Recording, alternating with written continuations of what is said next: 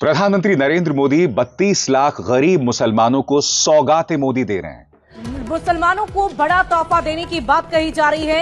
इस बार 32 लाख गरीब मुसलमानों को ईद के मौके पर सौगातें मोदी दी जाएगी। ये सच नहीं है ना माँ? ये सच नहीं है। नहीं माँ, ये सच नहीं है। माँ, ये सच नहीं है। ये सच नहीं है माँ। नहीं, ये सच नहीं। ये सच नहीं है। ये सच नहीं है माँ।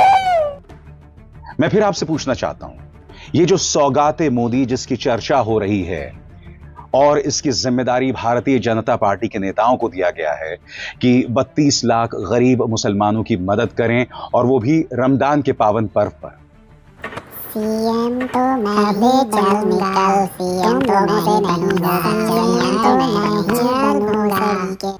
यह आप ही के मुख्यमंत्री हैं, मुख्यमंत्री आदित्यनाथ, हेमंत बिस्वा शर्मा, देवेंद्र फडणवीस, मोहन यादव।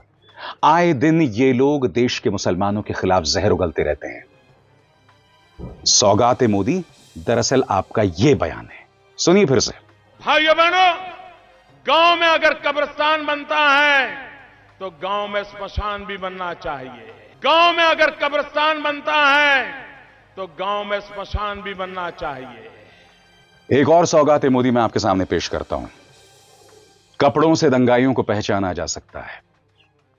ये सौगाते मोदी। भाइयों बहनों, ये जो आग लगा रहे हैं, टीवी पे उनके जो दृश्य आ रहे हैं, ये आग लगाने वाले कौन है वो उनके कपड़ों से ही पता चल जाता है। और फिर कांग्रेस के घोषणा पत्र को तोड़ मरोड़ कर पेश करके ये कहना कि भाई कांग्रेस के घोषणा पत्र के मुताबिक आपका मंगलसूत्र ज्यादा बच्चा पैदा करने वालों को दे दिया जाएगा, आपकी 2 भैंसों में से एक मुसलमानों को दे दी जाएगी। चलिए, जो सही मायने में सौगाते मोदी है ना, वो दोनों बयान सुनते हैं एक एक करके। मुलाहिजा फरमाइए। तुम उसे छीनने की बात कर रहे हो अपने मैनिफेस्टो में, और पहले जब उनकी सरकार थी उन्होंने कहा था कि देश की संपत्ति पर पहला अधिकार मुसलमानों का है। इसका मतलब ये संपत्ति इकट्ठी करके किसको बांटेंगे? जिनके ज्यादा बच्चे हैं उनको बांटेंगे। घुसपैठियों को बांटेंगे। क्या आपकी मेहनत की कमाई का पैसा घुसपैठियों को दिया जाएगा? आपको मंजूर है? ये कांग्रेस का मैनिफेस्टो कह रहा है कि वो माताओं बहनों का सोने का हिसाब करेंगे, उसकी जड़ती करेंगे, जानकारी लेंगे और फिर उस संपत्ति को बांट देंगे। और उनको बांटेंगे जिनको मनमोहन सिंह जी की सरकार ने कहा था कि संपत्ति पर पहला अधिकार मुसलमानों का है। भाइयों बहनों, ये अर्बन नक्सल की सोच, मेरी माताओं बहनों, ये आपका मंगलसूत्र भी बचने नहीं देंगे, यहां तक जाएंगे। मैं कहने आया हूं। તમારી પાસે 2 ભેંસ હોય તો એક ભેંસ કોંગ્રેસ વાળા કહે છે સરકારમાં આપી દો, એક તમારા છોકરાને આપવાની।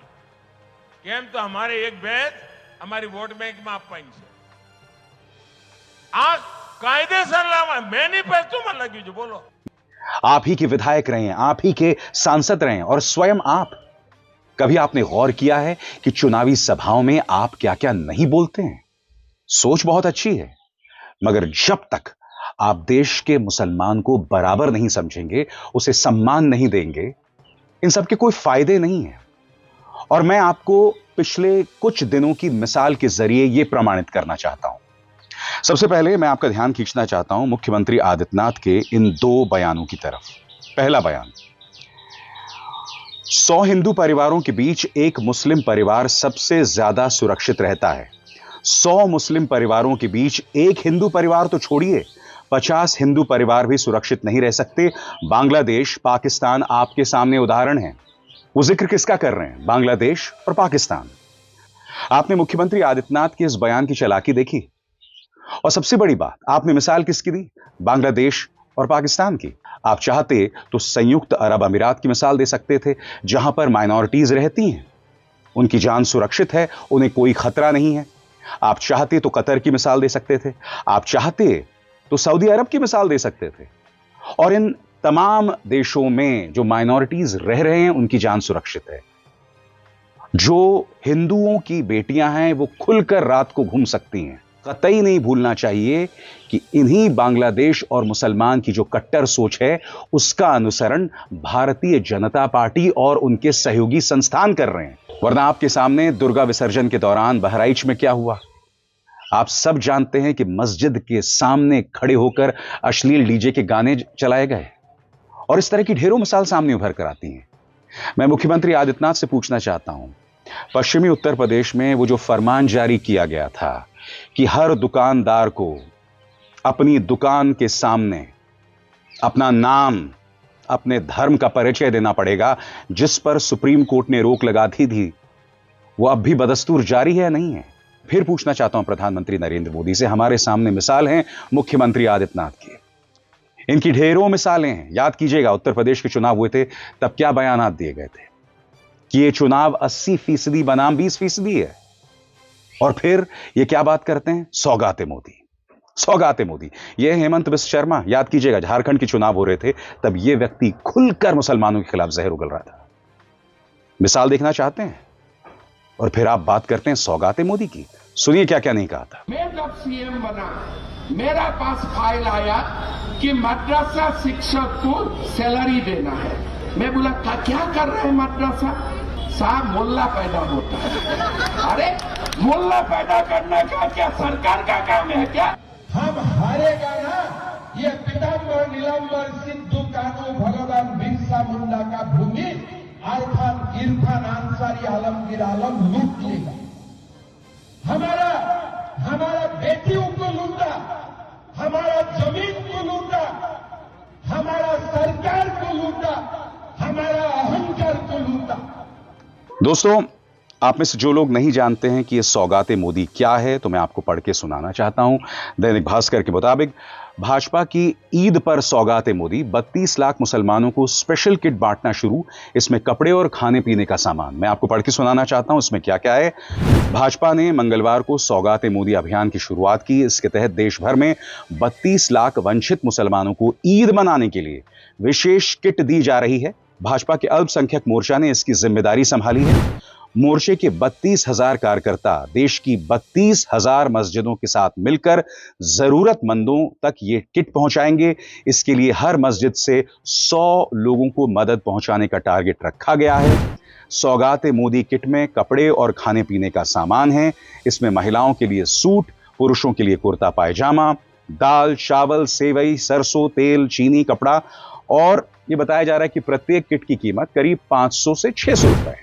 अच्छी बात है, मगर मैं फिर कह रहा हूं, जब तक आप उसे सम्मान नहीं देंगे तब तक इसका कोई फायदा नहीं है। यह है रमेश बिधूड़ी। याद कीजिएगा संसद के अंदर, कहीं और नहीं, किसी चुनावी सभा में नहीं, संसद में खड़े होकर इसने क्या कहा था एक मुस्लिम सांसद के बारे में। फिर से सुनिए। क्यों ले रहे हैं मोदी साहब? सिरे नहीं ले रहे हैं, सिरे ले रहे हैं देश के वैज्ञानिक। उग्रवादी सिरे ले रहे हैं। उग्रवादी बोलने नहीं दूंगा कभी खड़ा होगा, ये बता रहा हूं। उग्रवादी सर, ये जो श्रेय अगर जाता है तो देश के प्रधानमंत्री को जाता है। ये आतंकवादी है, उग्रवादी है, ये मुल्ला आतंकवादी है। तब भी याद कीजिएगा इंदौर के मऊ में क्या हुआ। वहां पर पटाखे फेंके गए थे मस्जिद के अंदर। अरे भाई, हम अपना जश्न मना रहे हैं, क्या हम अपना धार्मिक जश्न और जीत का जश्न बगैर किसी को ताना दिए, बगैर किसी पर निशाना साधे नहीं मना सकते? एक और मिसाल देखिए साहब, ये मेरठ की मिसाल है, पढ़ के सुनाना चाहता हूं।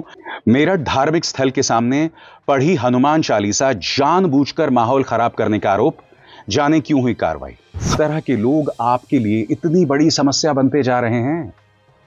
आपने आंखें मूंद रखी हैं, आपकी पुलिस कार्रवाई करती है मगर उन पर पूरी तरह से कोई कार्रवाई नहीं होती, उन पर कोई अंकुश नहीं लगता, क्योंकि वो जानते हैं कि कानून उनके साथ हैं। मैं फिर आपसे पूछना चाहता हूं, इस सौगाते मोदी का क्या फायदा जब इस तरह की हरकतें हो रही हैं?